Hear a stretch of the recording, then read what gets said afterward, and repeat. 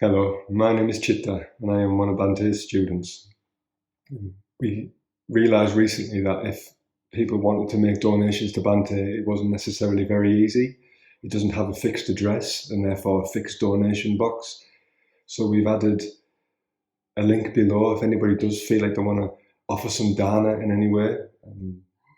Obviously, it's going to a wonderful cause. It's supporting the sasana and helping support the translation of all the sutras and the recitation of the sutras. So if you feel that way inclined, then please do click on the link below and support this wonderful monk. Thank you. May you be well.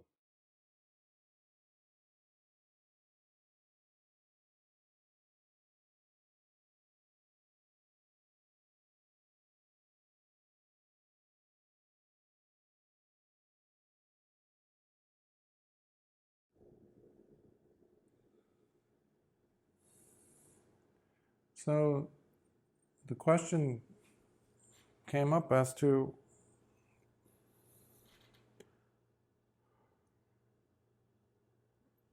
the relevancy of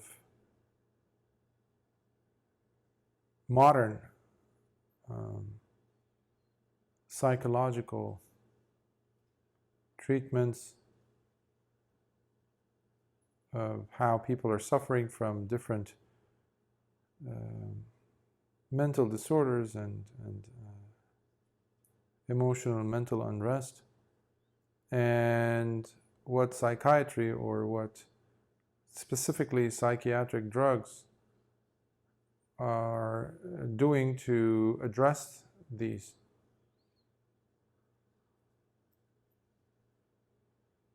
In reference to the whether the issue had to do with whether there's any positive role that nutrition has to play, or the lack of, to perpetuate the painful situations that an individual or today's society is dealing with. One of the stupidest things that a person can do, the most irresponsible thing that one of them that a person can do, is to just say, "Oh, take this, and that'll be okay. Go. You need to be on this medication. You need to take this many times of this, and you should be fine." Now, of course, medication does help. Of course, medication has its place. Of course, medication can do wonders in assisting biologically brought on certain states, certain physical painful situations for the individual to bear. However, medications come and help. There are certain situations, certain, underline in bold, italics, certain situations where it's wonderful to have medications, and medical field can do wonders in that regard. However, majority of the time, what has been happening in the last at least 3 decades is that people have been pushed further and further to the edge of what is tolerable for a human being. The levels of stress, the levels of pain and sorrow and discontent, no medication can actually address. You know, when you're studying at the university, in any medical arena having to do with the body or the mind, you are told again and again, in more ways than one, whether in auditoriums, by professors, by the papers you have to write, by the essays you have to write, by the exams and tests you have to take, by the books, etc., that we do not cure. We're not in the business of curing. We're in the business of treating. And this is something that we owe to the not the medical field, but to the legal arena, specifically insurance companies and the powers that be that run entities like the American Medical Association, not just that, but every other entity like in that capacity. The big financial institutions that run these through foundations and donations to this, hospital, to this medical sciences arena, this and that. You get billions of dollars donated by these so-called foundations that are basically running the show. This is not conspiracy, this is just fact. You just have to, it's there. Otherwise, why would this foundation, this company that has nothing to do with the medical field, suddenly donate $5 billion to this, research-based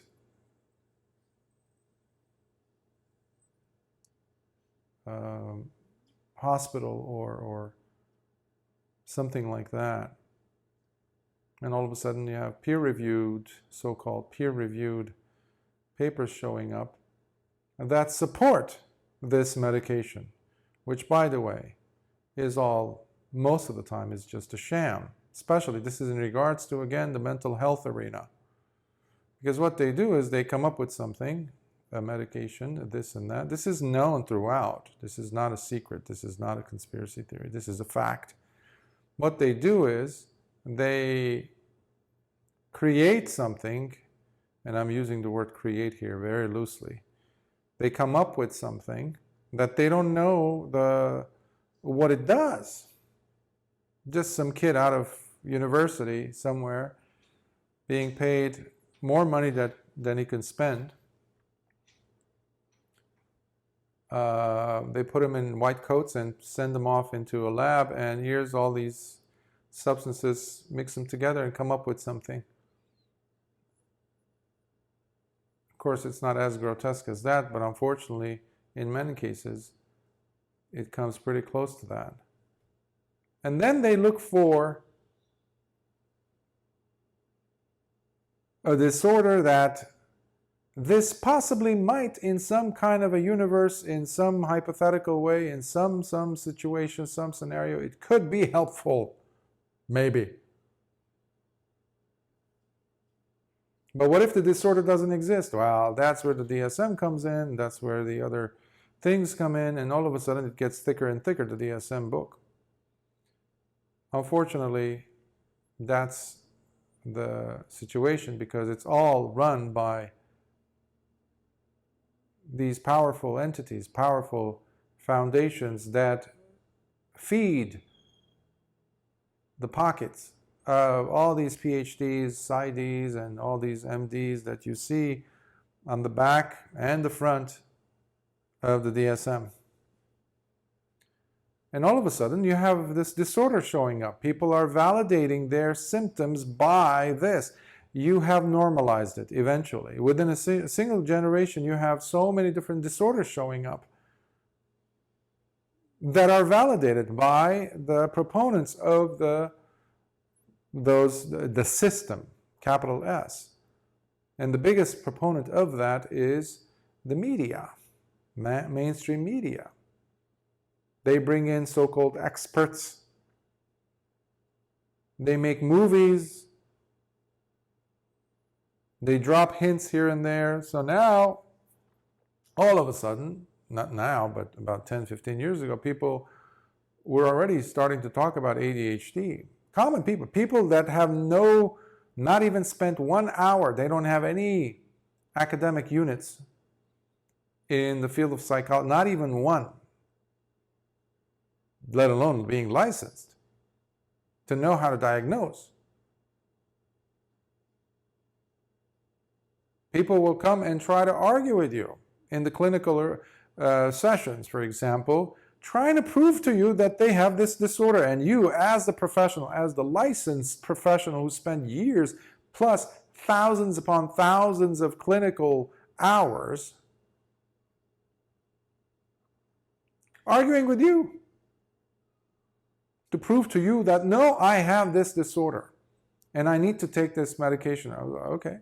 There's been many instances where I had to just say, okay, if you believe that, because you're also, you have to understand that you have to advocate for the patient through and through.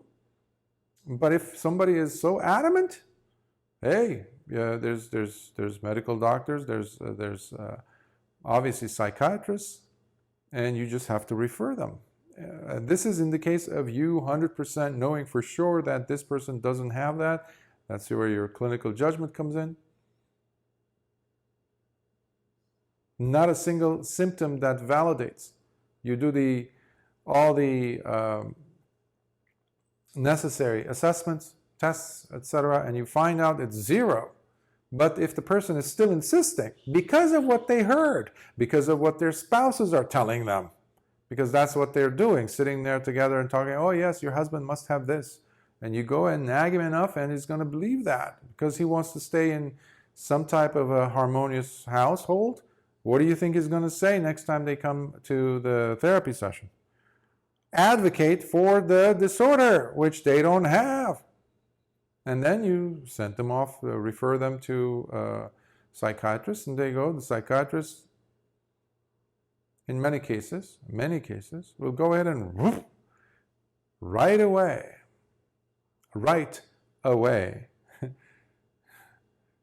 give him a prescription to this. And now the patient is like, see? This is what society has become.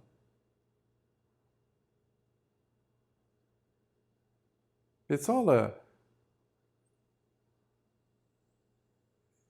way things are going, it's not leading people to health, that's for sure. It's not leading people to mental health, that's for sure. Why? Because the pressure is on the person, the individual. We are neglecting to consider the many issues that are taking place. There's a fancy term that we use in therapy. It's systemic. Thousands of years ago, Lord Buddha used the word paccaya, or conditioned. Based on these conditions, these things are going to happen. Don't be surprised later on, come yelling and screaming and crying to me, saying, why did this happen? Well, when a person is unable to get a job, let's say, because he's under a lot of stress, because his girlfriend left him, or his wife left him, or he's a single parent, or he's just a single person, or his wife is sick and he has to take care of her, and his child is failing at school, and oops, the landlord comes and he just quintupled the rent. What do you think this is going to do to the man, to the person? Most probably the child is going to continue failing, probably get in trouble, even worse and worse situations could happen. The marriage is on shaky grounds, if it is still there. What about the person? What about her, this woman who's trying to get a job, or the guy that's trying to get a job? How is he going to present himself if he can get an interview? If he gets an interview and goes in.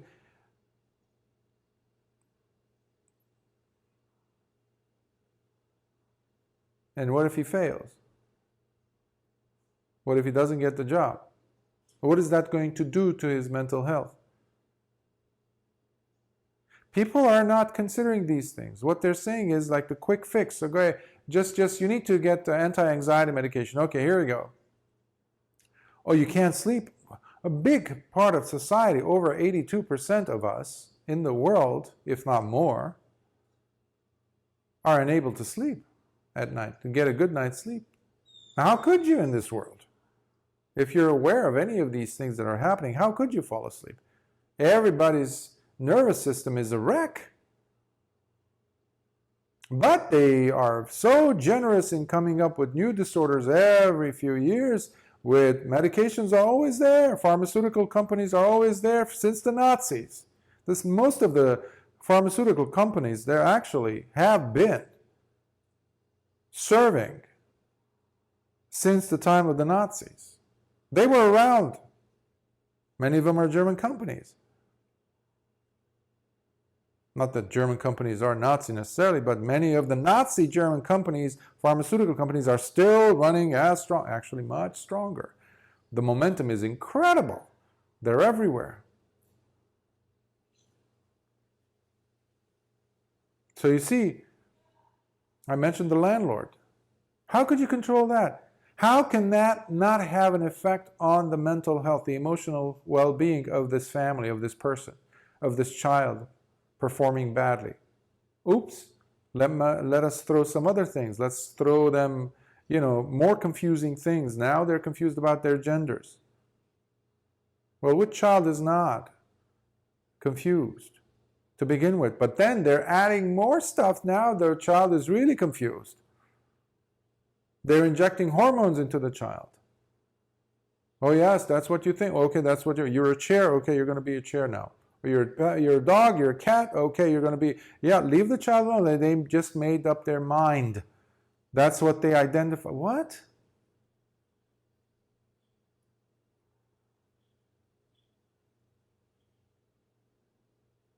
These are psychological disorders.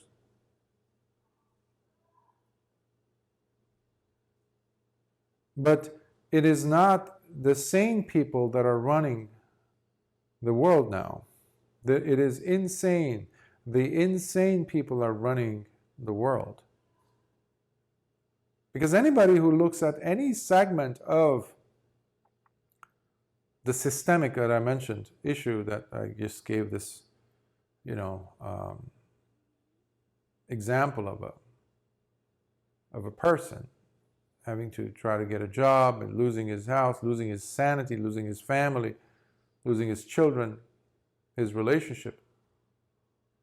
If you pick any of the other elements outside of what he has truly control of, and you start addressing those as a society, then this debacle will become less of a debacle. It will become more workable for us to fix it. But what we're looking at is trying to fix the person instead of the surrounding situations. But the system also has made us, I was mentioning about legally, liability, all that. We're supposed to be treating the disease, treating versus curing. There was no treating in ancient Greece. There was no treating in Persia, in Egypt, when they had pretty sophisticated. There was no treating in ancient India when you had Ayurveda, or in ancient China.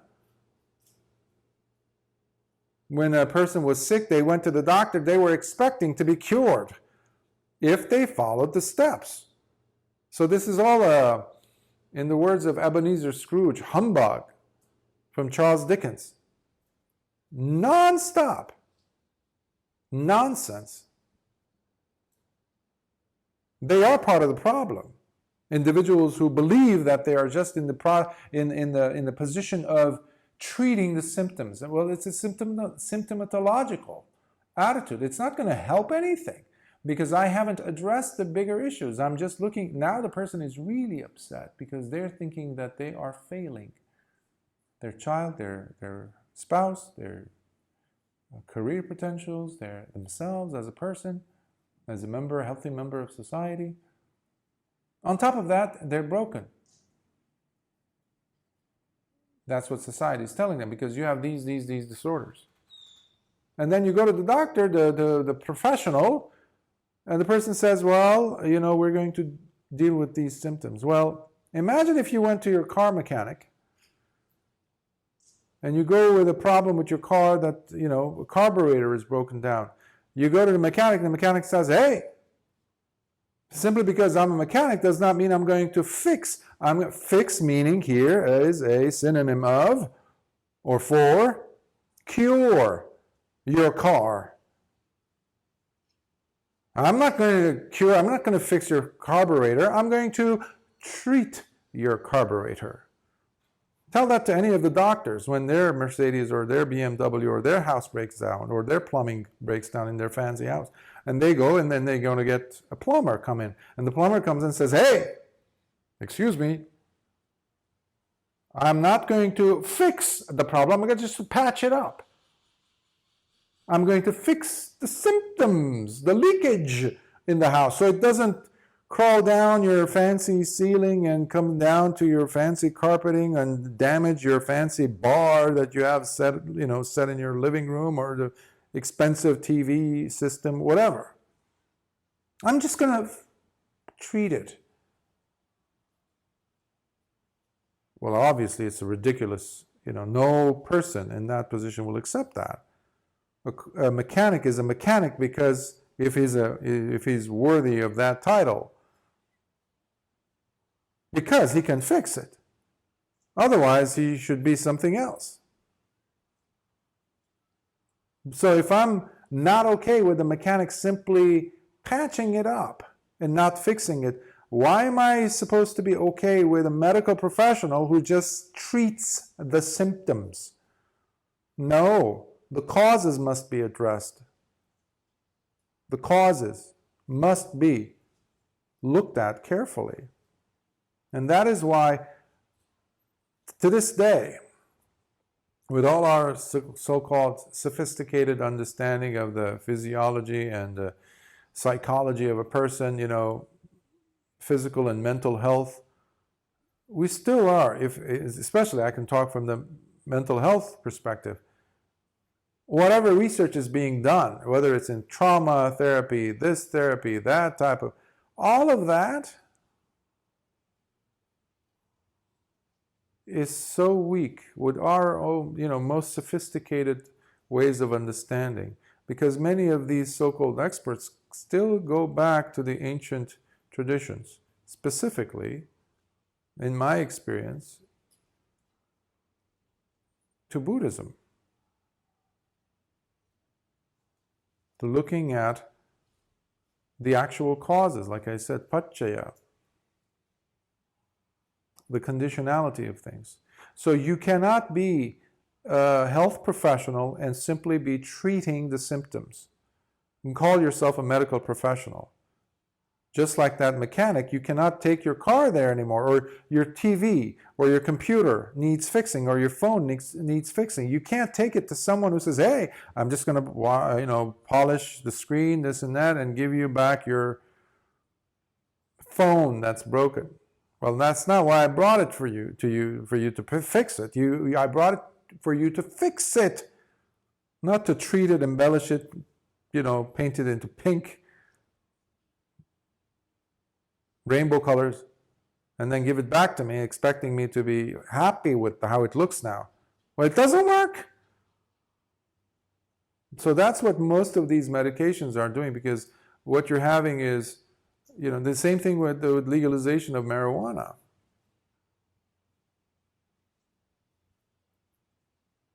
Oh, it's not a gateway drug. Really? Look what happened. I've had so many cases where individuals came in and they said, well, I tried this and I tried, marijuana was the thing is, I really liked it. And then I ended up this, I ended up that. Now they're far down, because it wasn't giving them that hit that initially the brain was getting. It's like getting a text message or scrolling. You just say, I'm going to scroll for 5 seconds. Oh yeah? Good luck. Time yourself. All of a sudden you're caught there for 35 minutes. And you don't want to let go. You don't want to put it down. You want something a little bit more. You want a little bit more. You want a little bit more. The things that used to get you that dopamine kick in your mind, in your brain, those images, that footage no longer does that. Why? Because your brain just became accustomed to it, became immune to that. So it needs something heavier. Heavier, heavier. So this doesn't necessarily have to do with the drugs directly. This has to do with us understanding the mind directly. This is where the problem is. We're not looking at where the problem is. And that's what a person who's trying to fix a problem does. They look at the problem. These psychiatrists, psychologists, I can mostly talk about, psychologists and psychotherapists. They're not looking at the problem. They're just going along with the main narrative that's held in the mainstream media, whatever is being thrown at them. And you are becoming a mouthpiece of that to the patient who needs help. You're not looking at the problem. You're still blaming them for the problems, for the issues they're having, without taking into consideration the other systemic issues that are happening, the other issues that they're struggling with. So there's a difference between treating and curing, and we're not in the business of treating. Imagine if you went and became friends with someone, but they only pretended to be your friend. It's a good time to waste, basically. It's a good way to waste time with them, rather. But there's no genuine relationship. There's no genuine friendship there. Could you rely on such a person? We have terms for such things. We call them fakes. Fakes.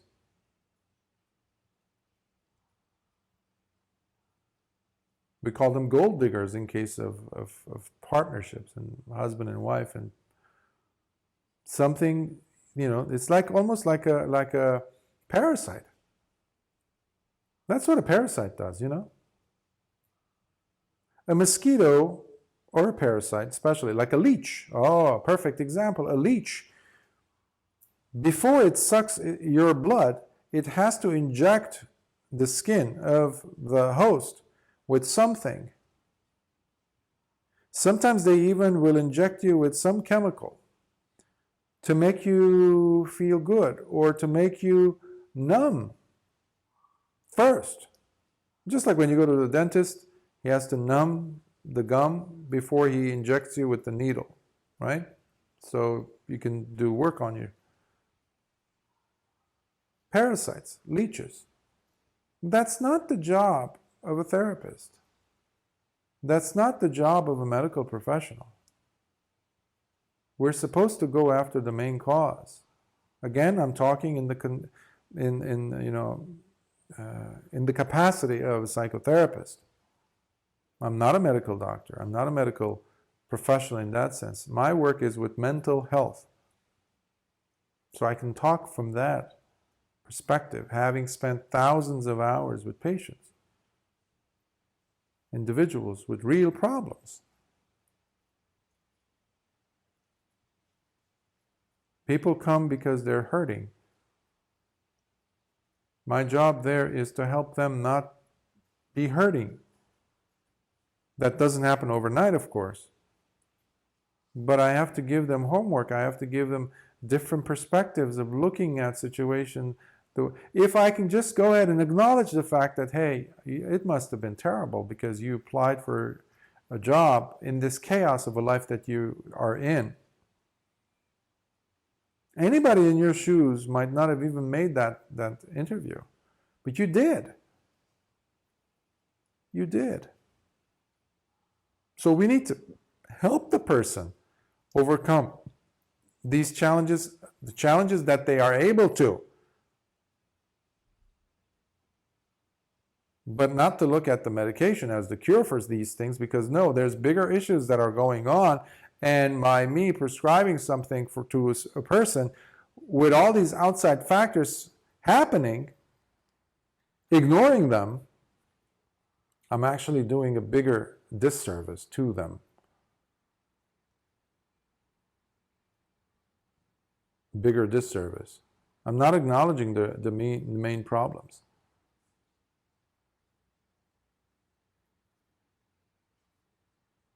You have everything to do with your own cure, the person. So ultimately it behooves upon, not even the medical professional, ultimately it is upon the person in that sense. Now I'll make a loop, come back to the main person again. You have the power to choose whether you want to be treated or cured. You ultimately have that. And for that you need to use your discernment and wisdom. Blaming others is not going to help. Looking at the causes. Looking at the causes. And being able to work with changes that are happening. Okay, that greedy, inhumane, absolutely disgusting character of a person called the landlord who quintupled your rent, fine. Maybe that's a blessing. Maybe it's time for you to move out of there, that city, that state, that country, who knows, and go somewhere where you can fulfill and live your bliss, which you haven't been. And maybe that way your spouse could experience healing. Your child will develop naturally in a harmonious setting. Who knows? So, allowing ourselves to look at the wider picture with a wider sense of perspective, instead of by feeding off of the narratives that they keep throwing at us. No, we're not pigs, where people toss rubbish and things for us to eat. No, we are not that. No, no, no. You made it through so much to get to this point. We have a responsibility to live our lives. I cannot trust the responsibility of living a happy, good life to some professional somewhere, let alone a politician or a media representative or a movie or a Netflix series. That's how they're programming, kids and people, adults. I'm not going to have anything to do with that. I'm responsible for what goes in through my six sense doors, my eyes especially, my ears especially. I'm going to dictate what I listen to. I will dictate, not what CNN or somebody else tells me to be interested in or believe. No, for that I have common sense, and I have some access to history, meaning I can compare notes. No, I'm not going to wait for you to come with your own conclusions. Oh, no, because you are run by other entities that don't have my best interests in mind. You must have your best interest in mind, ultimately. It's not the medical field. It's not because you know how much money is being poured in. And as that saying goes, always follow the money, and you will know. You will know. So you have to protect yourself first and foremost. You're responsible for your own cure.